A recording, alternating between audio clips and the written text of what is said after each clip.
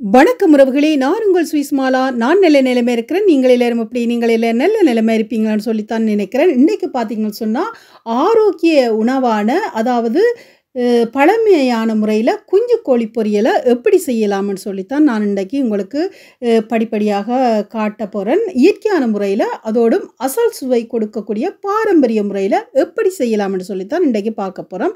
அதுக்கு தேவையான பொருட்கள் எல்லாம் இங்க அழகாக நான் எடுத்து வச்சிருக்கிறேன். அதாவது ஒரு குஞ்சு கோழி எடுத்து வடிவா கழுவி சுத்தம் செய்து வெட்டி வச்சிருக்கிறேன்.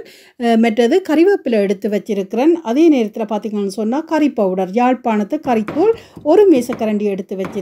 மஞ்சள் வந்து 1/2 மேசக்கரண்டி எடுத்து வச்சிருக்கிறேன். உப்பு வந்து 1/4 மேசக்கரண்டி எடுத்து வச்சிருக்கிறேன். தேவையான அளவு உப்பு. மற்றது வெங்காயம், சின்ன வெங்காயம் என்றால் இன்னும் சிறந்தது. சின்ன வெங்காயம் தான் நான் பாவிச்சிருக்கிறேன். அதே நேரத்தில் கறிவேப்பிலை எடுத்து வச்சிருக்கிறேன். நல்லெண்ணெய் வந்து எடுத்து வச்சிருக்கிறேன். நல்லெண்ணெயில் இந்த கோழி பொரியலை செய்தால் தான் ஆரோக்கியம் அப்படியே அமையும். மற்றது உள்ளி இஞ்சி அழகாக இடித்து வச்சிருக்கிறேன். இவை தான் இதுக்கு தேவையான பொருட்கள்.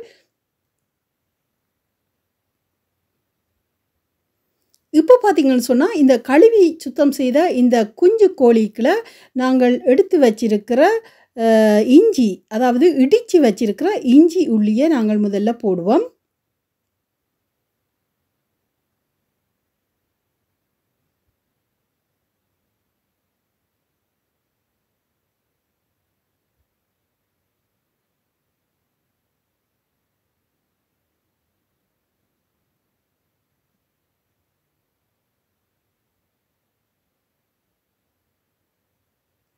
அதுக்கடுத்தபடியாக பார்த்தீங்கன்னு சொன்னால், யாழ்ப்பாண முறையில் தயாரிக்கப்பட்ட கறித்தூள், மிளகாய் தூள், கறித்தூள் என்று சொல்லுவோம் தானே, எல்லா கறிகளுக்கும் போடக்கூடிய ஒரு தூள் தான். அதை போடுவோம்.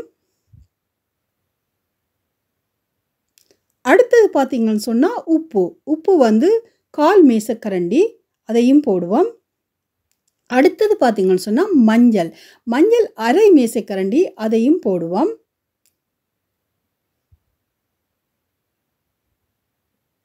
இப்போ பார்த்தீங்கன்னு சொன்னால் நாங்கள் கறிவேப்பிலை எடுத்து வச்சிருக்கிறோம். அதையும் அதுக்குள்ள உருவி எடுத்து போடுவோம்.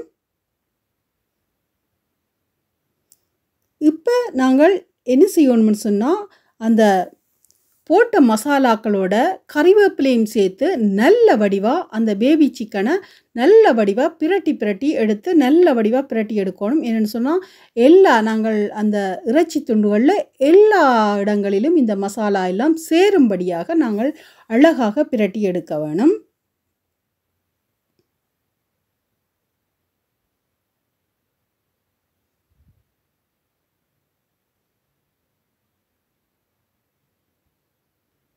இப்படி அழகாக நாங்கள் பிரட்டி எடுத்த இந்த கோழி குஞ்சு துண்டுகளை நாங்கள் 4 மணி அல்லது 3 மணி நேரம் ஊற வைக்க வேணும். இதுதான் உண்மையில் பழமையான முறை. என்னென்னு சொன்னால், வடிவாக நாங்கள் மசாலாக்கள் எல்லாம் போட்டு கறிவேப்பிலை எல்லாம் போட்டு அழகாக ஊற வச்சா தான் அதில் வந்து அந்த மசாலாக்கள் எல்லாம் நல்ல வடிவாக ஊறும். ரெண்டபடியாக நாங்கள் இதை ஒரு 3 அல்லது 4 மணித்தியாலம் அழகாக ஊற வச்சு நாங்கள் எடுத்து தான் பொரிக்க வேணும். நான் ஒரு 2 மணித்தியாலம் தான் விட்டுருக்கிறேன். என்னென்னு சொன்னால், அதிக நேரம் எனக்கு கிடைக்கல.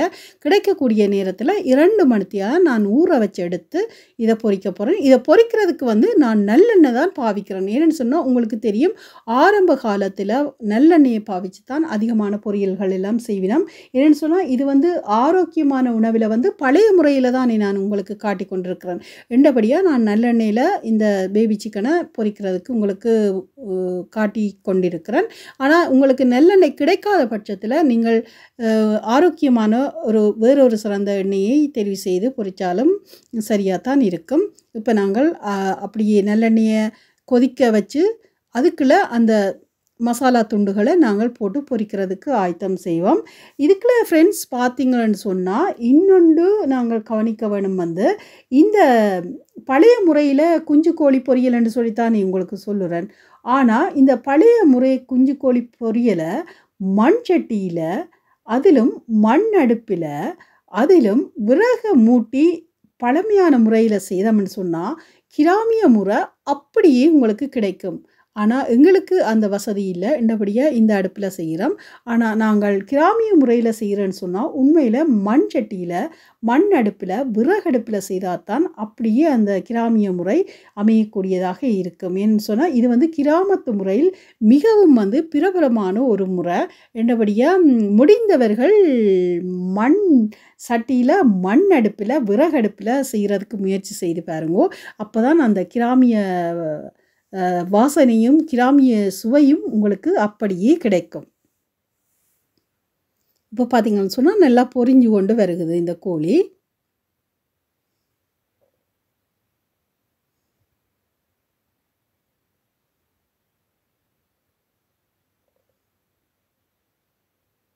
இப்ப நாங்கள் இதுக்கு வந்து மூடி போட்டு ஒரு அவிய விடுவோம். மூடி போட்டு அவிய விட்டா தான் கோழி வந்து நல்ல வடிவா வெந்து வரும். இப்போ ஒரு 7 நிமிஷம் அளவில நான் இத வேக வச்சிருக்கிறேன். இப்ப திறந்து நல்ல வடிவா திரும்பவும் ஒருக்கா அழகாக நாங்கள் கலந்து விடுவோம்.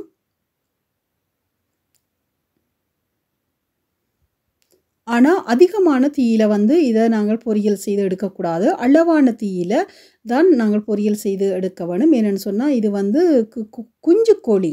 குஞ்சு கோழி பொரியல். என்றபடியா நாங்கள் அளவான தீயில இத பொரிச்சா தான் எங்களுக்கு அந்த பொரியல் நேரத்துக்கும் சரியாக அமையும்.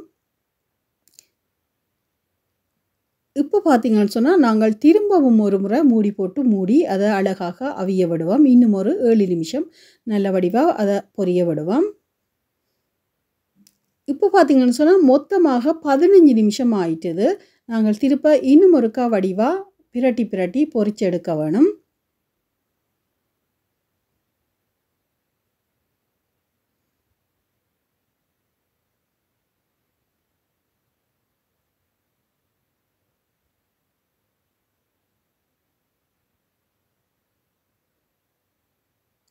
பாருங்க தண்ணி எல்லாம் வத்தி நல்ல வடிவா வறண்டு அழகாக பொரிஞ்சு வந்து கொண்டிருக்கிறார். இந்த நேரத்துல நான் சின்ன வெங்காயம் வெட்டி வச்சிருக்கிறேன். சின்ன வெங்காயத்த போட்டு நாங்கள் பிரட்டி எடுப்போம். இதையும் ஒரு 4 அல்லது 5 நிமிஷம் மெல்லிய நெருப்பில, அதாவது மெல்லிய தீயில நாங்கள் பொரிச்செடுக்க வேணும். கருவேப்பிலை இருந்தா அதையும் நாங்கள் இணைச்சு கொள்ளலாம். இப்ப எல்லாத்தையும் சேர்த்து நல்ல வடிவா நாங்கள் பிரட்டி எடுத்தா மொத்தம் ஒரு 20 நிமிஷம் நான் இத குறைஞ்ச தீயில வச்சு அழகாக பொரிச்சு எடுத்திருக்கிறேன். வாசனையோ அப்படி தூக்கலா இருக்குது. இந்த நேரத்துல அதாவது அடுப்ப நாங்கள் நன்றாக குறைச்சிட்டு அல்லது நிப்பாட்டிட்டு மிளகு தூள நாங்கள் தூவ வேணும். ஏன்னு சொன்னா உங்களுக்கு தெரியும் மிளகு தூள் வந்து தீயில வந்து கெதியாக எரிஞ்சு போயிடும். மற்றபடியா நாங்கள் அடுப்பை அணைச்சிட்டு தான் மிளகு தூளாக இருந்தேன்னா தேசிக்காய் புளி இருந்தேன்னா விட வேணும். இப்போ தேசிக்காய் புளியும் நான் அளவாக விட்டு எடுத்துட்டேன். தேசிக்காய் வந்து பாதியில் அரைவாசி தான் விட்டேன் நான். இப்போ வந்து எங்களுக்கு சூப்பரான சுவையான கிராமத்து முறையில் வந்து ஒரு ஆரோக்கியமான குஞ்சு கோழி பொரியல் எங்களுக்கு கிடைச்சிட்டு இதை வந்து நான் பிரியாணி ரைஸ் தான் இன்றைக்கி செய்தேன். நான் அதே நேரத்தில் வெள்ளை ரைஸும் போட்டிருந்தேன். நான் பசுமதி ரைஸும் 2 ரைஸோடையும் நாங்கள் இதை சாப்பிட்டு பார்க்க போகிறோம். வாசனைன்னு சொன்னால் தூக்குது. இப்படி செய்த முறையிலேயே வாசனை இப்படி இருக்குதுன்னு சொன்னால் கிராமத்து முறையில் சொல்லவே தேவையில்லை. கிராமிய முறையில் நாங்கள் சமைச்சோம்னு சொன்னால் அதாவது மண் சட்டி அடுப்பில் விறகு அடுப்பில் செய்தால் அப்படியே இன்னும் வாசனையும் சுவையும் அதிகமாக இருக்கும் என்று சொல்லித்தான் நான் நினைக்கிறேன். இந்த கிராமத்து முறை உங்களுக்கு மிகவும் பிடிச்சிருக்குமென்னு நினைக்கிறேன். உங்களுக்கு பிடிச்சிருந்தா இதே முறையில் செய்தீங்கன்னு சொன்னால் உங்களுக்கு ஒரு கிராமத்து முறையில் குஞ்சு கோழி பொரியல் எப்படி செய்கிறேன்னு சொல்லி உங்களுக்கு தெரிய வந்துடும். அதோட அதே சுவையும் அதே மனமும் உங்களுக்கு கிடைக்கக்கூடிய ஒரு வாய்ப்பாகவும் அமையும். ரெண்டபடியாக நீங்களும் இதே முறையில் இதே அளவில் செய்து பார்த்துட்டு எனக்கு கொமெண்டில் தெரிவிங்கோ எப்படி இருக்குதுன்னு சொல்லி. மிகவும் சுவையான ஒரு கோழி பொரியல், அது ஒரு நேரத்தில் ஒரு ஆரோக்கியமான பொரியல். இந்த காணொலி உங்களுக்கு பிடிச்சிருந்தா லைக் பண்ணுங்க, ஷேர் பண்ணுங்க, சப்ஸ்கிரைப் பண்ணுங்க. அப்படியே பக்கத்தில் இருக்கிற பெல் பட்டனை நீங்கள் கிளிக் பண்ணாதான் நான் போடுற காணொலியெல்லாம் உங்களுக்கு உடனுக்குடனே வந்து சேரும். அதிகமானோர் எனக்கு நல்ல ஆதரவு தந்து கொண்டே இருக்கிறீர்கள். அந்த ஆதரவுக்கெல்லாம் நன்றி.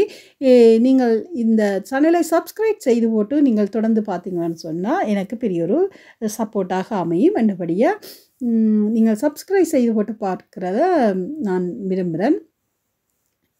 இதோடு இந்த காணொளியை நான் முடிவுக்கு கொண்டு உங்களுக்கு இதே மாதிரியான ஆரோக்கியமான இன்னும் ஒரு காணொளியில் உங்களை சந்திக்கிறேன். இதோட நான் உங்களிடமிருந்து விடைபெறுகிறேன். நான் உங்கள் சுவிஸ் மாலா. நன்றி, வணக்கம்.